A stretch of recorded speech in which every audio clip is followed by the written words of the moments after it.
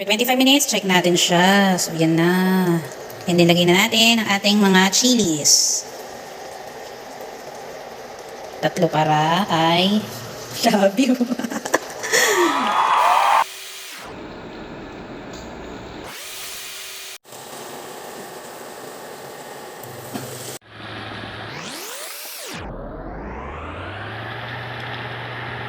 Tayong ginayat na carrots na nilagyan ng style, bawang, sibuyas, ito yung olive oil, kahit anong brand na gusto ninyo, yung olives, at ang ating pickle relish. Atin syempre ng bangus, so ito is 1 kilo.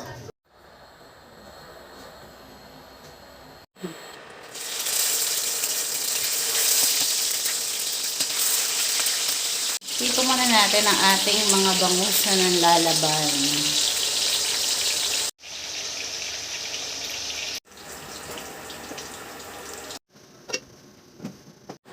Ihilera lang natin itong mga naprito nating bangus dito sa ating kawali. Lalagyan natin itong ating mga ginayat na carrots.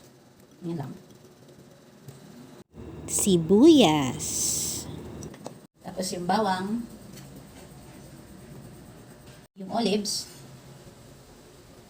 Pickles. Depende sa inyo kung gaano kadami yung gusto ninyo. Yung mga pampalasa, may paminta, asukal, asin. 1 tablespoon na oyster. Ating olive oil. So, mga kalahati yung gagamitin natin dito. Mas healthy talaga ang olive oil. Yun nga lang, syempre, medyo mahal siya. Water.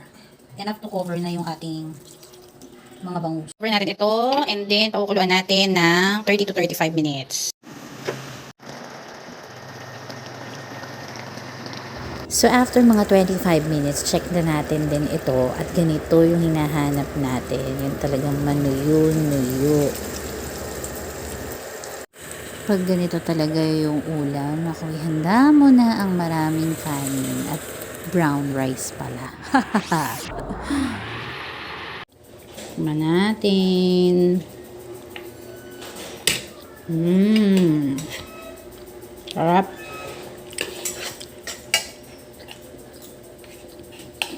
Thank you for watching! So ano pang hinihintay mo? Subukan mo itong Spanish style bangus. And huwag kalimutang manalangin, magpasalamat, maging mabuti, magpatuloy at magintay ng masaya. Bye!